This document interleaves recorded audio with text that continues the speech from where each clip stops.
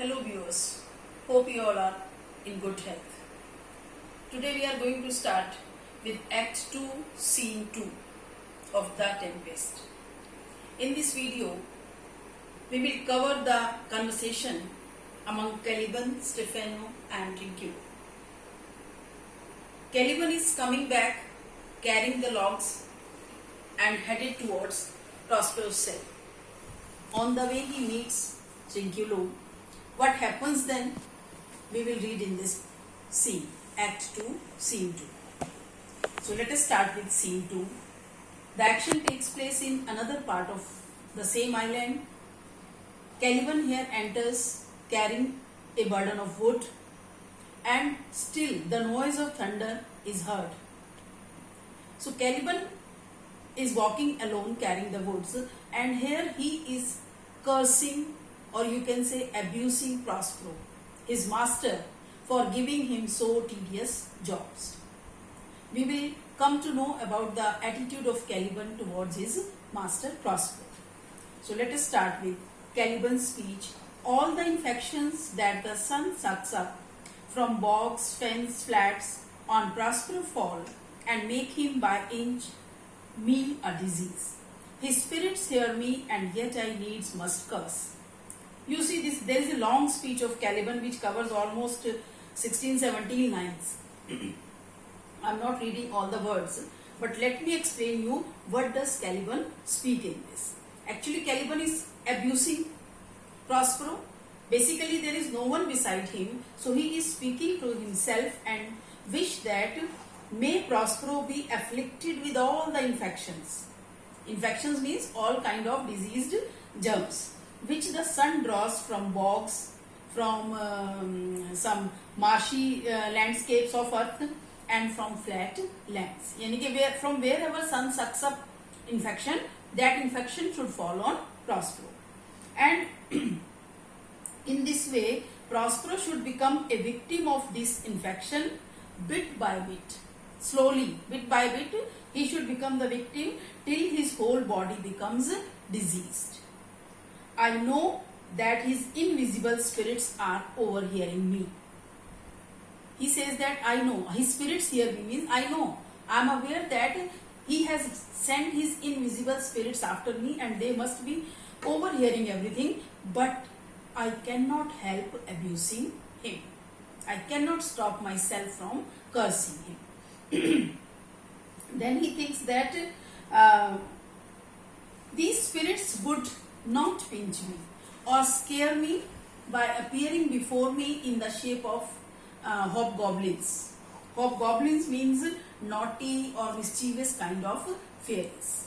So he thinks that these spirits will not pinch me, they will not frighten me in the shape of hobgoblins, they would not throw me into the mud. Even pitch me in the mire means they will not throw me into the mud or lead me out of way in the manner as the will of the wisp leads a man astray in the darkness.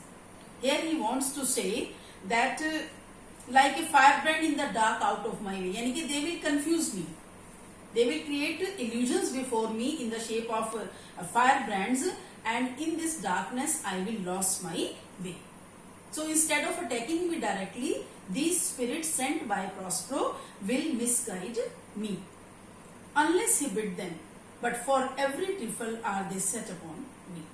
Means unless he bid them means unless Prospero tells them to tease me physically, they will not do anything. Simply they will create illusions for me that will confuse me. But for every small thing, what I am saying, what for every word, they are set upon me, means they are after me. Okay, they are set against me with a purpose, sometimes like apes that mow and chatter at me and after bite me. Sometimes these spirits appear like apes. Okay, and they just chatter at me, or we can say that then they bite me sometimes. Then like hedgehogs which lie tumbling in my barefoot way. At times these spirits lie on the ground like hedgehogs. Hedgehogs is a kind of small creature which just rolls itself completely like a ball. Okay, when someone goes close to it, so it just spreads its you can say thorns and hurt the enemy. So therefore he says that sometimes these spirits lie on my way in the form of hedgehogs, and since I am walking barefoot, so they prick into the sole of my feet, and this way they torture me. Mount their pricks at my footfall, means their pricks, their thorns just mount in my footfall, in the sole of my feet. Sometimes am I all wound with adders, and sometimes I am bitten by adders. Adders means poisonous snakes. These spirits sometimes appear in the form of poisonous snakes, and they bite me, who with cloven tongues do hiss me into madness. So these snakes have cloven tongues. Their tongues are forked. So by showing their forked tongues, they hiss at me, and I am so afraid that I just lost my senses. Okay, I become mad because of the fear. So this way he is just cursing Prospero and thinking that how much trouble I am in because of him. But just then lo, now lo, actually he looks someone. On the way he looks someone, and he says that, "Arey, udhar dekho, look that side. Here comes a spirit of his. Another spirit of his is coming this way, and to torment me for bringing good in slowly." So Caliban is not smart enough. He thinks that maybe this spirit has been sent by Prospero to torture me because I am very slow in carrying the woods. Okay, so he understands that I am doing something wrong. I am very slow in my work. That's why this spirit has been sent by Prospero. I will fall flat. Now there is no choice before him to just lie flat on the ground, because he wants to save himself from this spirit which is coming before him. So he thinks that I will lie flat on the ground, perchance he will not mind me. कि अगर मैं जमीन पे सीधा चुपचाप late जाता हूँ, हो सकता है ये स्पिरिट मुझे नोटिस ही ना करे. Maybe this spirit will not notice me. तो that's why he lies down on the ground.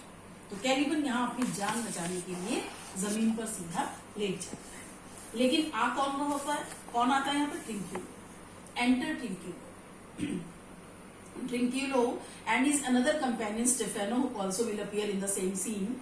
So these two persons were also boarded on the royal ship, but because of the shipwreck they were also thrown out of the ship, and somehow they reached in one corner of this island. Out of these two, Trinculo is coming forward.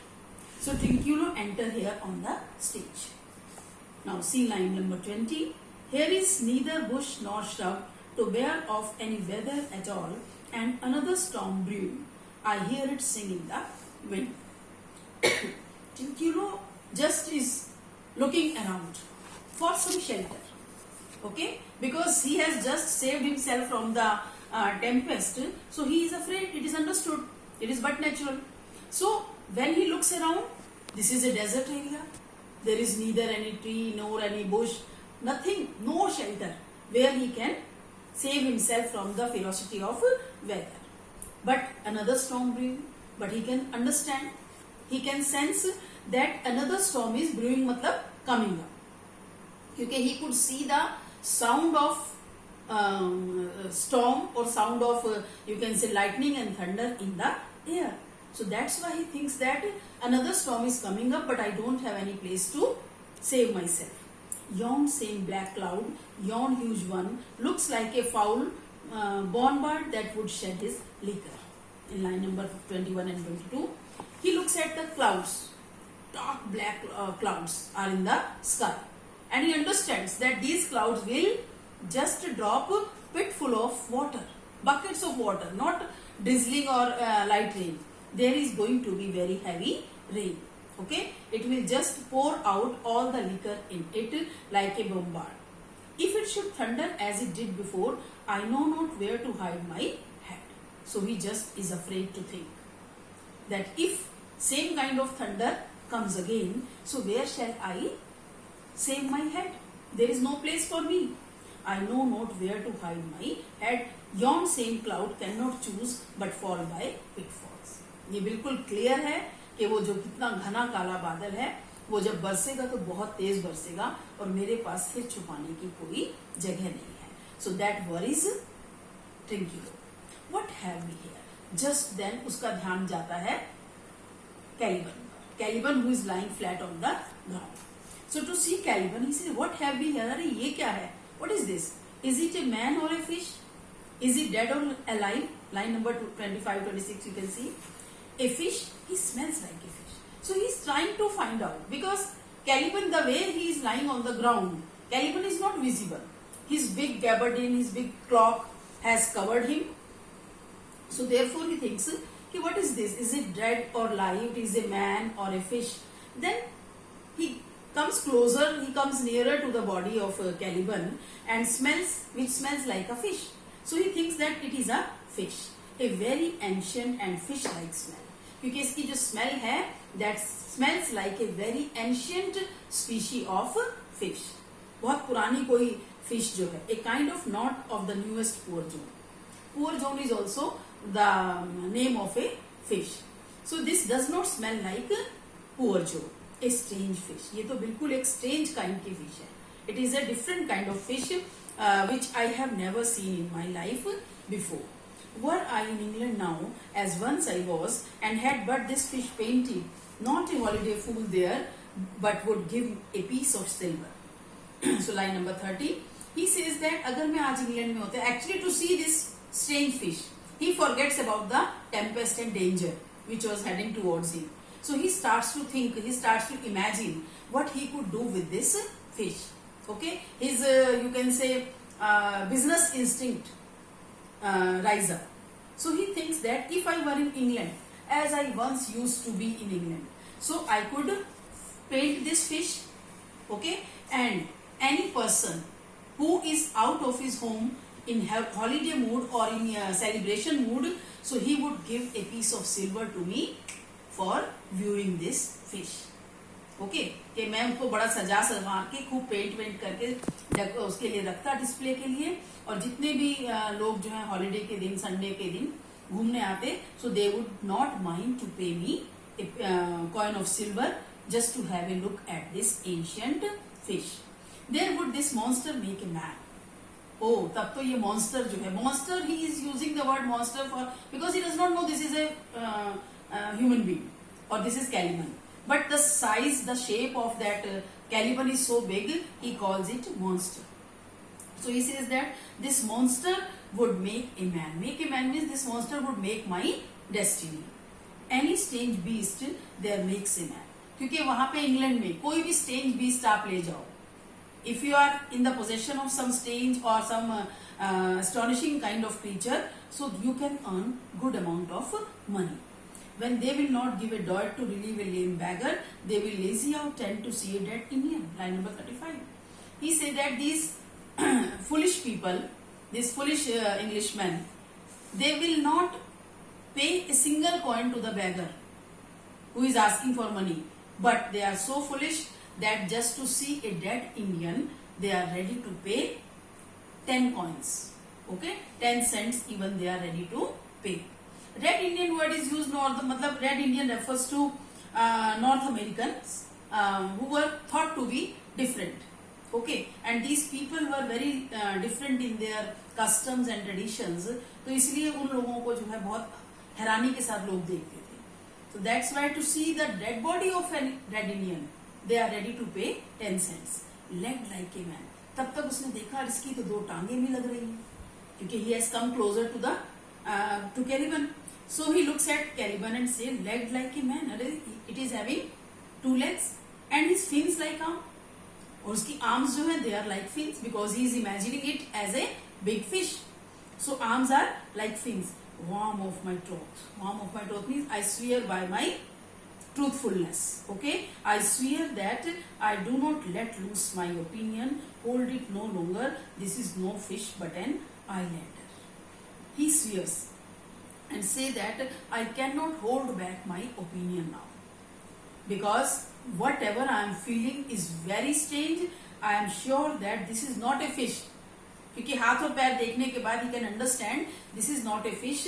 It must be some person who lives on this island. Okay, it must be the inhabitant of this, resident of this island. So they have lately suffered by thunderbolt. I think this islander also has suffered because of that storm in which I suffered. तब तक thunder एकदम तेज आवाज सुनाई देती है storm की. Alas the storm is come again. अरे अरे फिर से तूफान आ गया. He is afraid that the storm has come again. Line number 40. My best way is to creep under his gaberdine. अब तेज तूफान आया तो एकदम से उसे छुपना है. Again he thinks of hiding himself. So he thinks that since there is no place to hide myself, so better I should creep under its gabardine. There is no other shelter. Gabardine मतलब उसका जो बड़ा सा clock उसने तो पहना हुआ है लबादे जैसा कपड़ा, उसके नीचे छुप जाता हूँ. There is no other shelter here about. Misery acquaints a man with strange bedfellows. He says that कोई दूसरा shelter दिखाई नहीं दे रहा. I don't see any place where I can hide myself, where I can save my skin, because I should just creep under his cloak. Because it happens sometimes that when you are in trouble, you are forced to make strange people your bedfellows. कहने का मतलब दुख में जो भी आपको मदद दे आप उससे मदद लेने को तैयार हो जाते हो, though that person is stranger to you. I will here shout till the dregs of the storm pass. तो मैं यहीं पे रेस्ट करूंगा. I will take rest under this big clock till the storm stops. And he creeps under Caliban's garment. और वो चुपचाप Caliban के garment के नीचे छुप जाता है. Okay, so now Caliban is lying on the ground and Trinculo also has creeped under his cloak. Stephano comes now. Next character. I shall no more to see. Here shall I die issue. Stephano comes. He is drunk and he is singing a song, carrying a bottle in his hand also, bottle of liquor. So he says that I will never come back to sea again. Okay, here shall I die ashore. I feel that I will die here on this shore. This is a very scurvy tune to sing at a man's funeral. He thinks that this is a very hateful tune. This is not a sweet tune or sweet song to sing at a funeral, at the funeral of someone.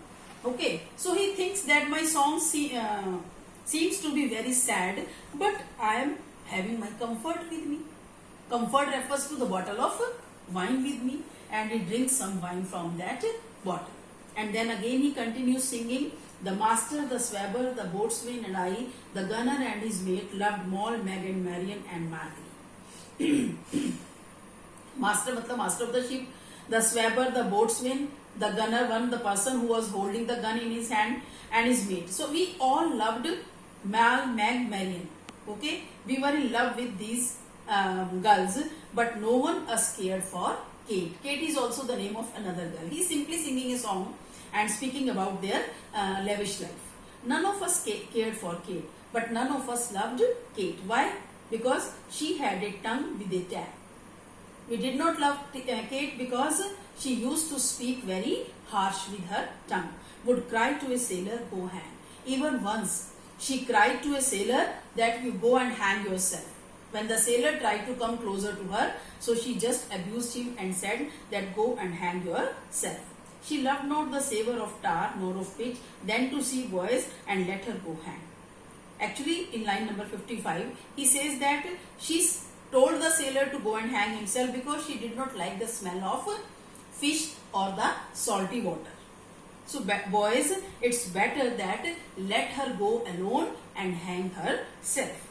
This is a scurvy tune too, but here is my comfort. Again he thinks that this is also very sad song. Okay, it does not amuse me anymore, but no problem, I have my comfort with me. And he drinks some wine from his bottle. So we stop here in this video. We have covered from line 1 to 55 of Act 2, Scene 2. I hope it will help you to understand the text. Thank you, viewers.